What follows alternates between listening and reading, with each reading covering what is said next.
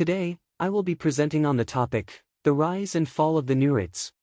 This dynasty, though not very long-lasting, played a major role in the Islamic world during the 11th and 12th centuries, especially in Syria and northern Iraq.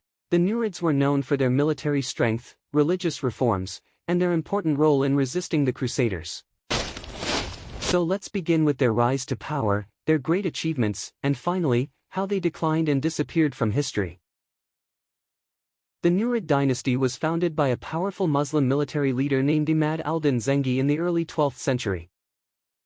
At the time, the Seljuk Empire was weakening, and many local rulers were gaining independence. Imad al-Din Zengi became the governor of Mosul in 1127 CE under the Seljuks, but he quickly started acting independently, building his own army and expanding his territory.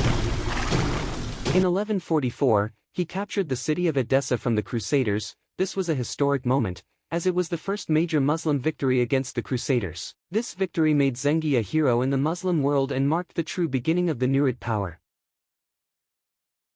After Imad al-Din Zengi died in 1146, his son Nur ad-Din Mahmud took over. Nur ad-Din was not only a great military leader like his father, but also a just and religious ruler. He ruled from Aleppo and expanded Nurid control to Damascus, parts of Syria, and even northern Iraq. He focused on uniting Muslim lands, improving justice, and preparing to fight the Crusaders more effectively. Under his rule, madrasas were built. Religious scholars were supported. Corruption was reduced. The people loved him for his justice and piety. He dreamed of a united Muslim world, and he even supported Saladin, who would later become famous for defeating the Crusaders. One of the biggest achievements of the Nurids was their role in resisting the Crusaders. Crusaders had already built strongholds in the Levant, like Antioch, Jerusalem, and Tripoli. Nur ad-Din built alliances, trained armies, and fought many battles to weaken Crusader power in Syria.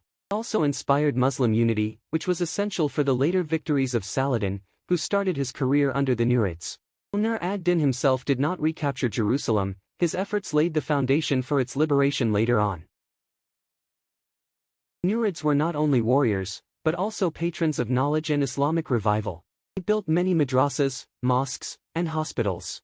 They promoted Sunni Islam and fought against corrupt rulers. Nur ad-Din also focused on helping the poor and ensuring fair justice. Court became a center for scholars, poets, and religious leaders. So, while the dynasty was small, their influence on Islamic thought and politics was huge. After Nur ad-Din died in 1174, things started to fall apart. The young son was too weak to rule, and the kingdom became divided. Different governors and generals began fighting each other.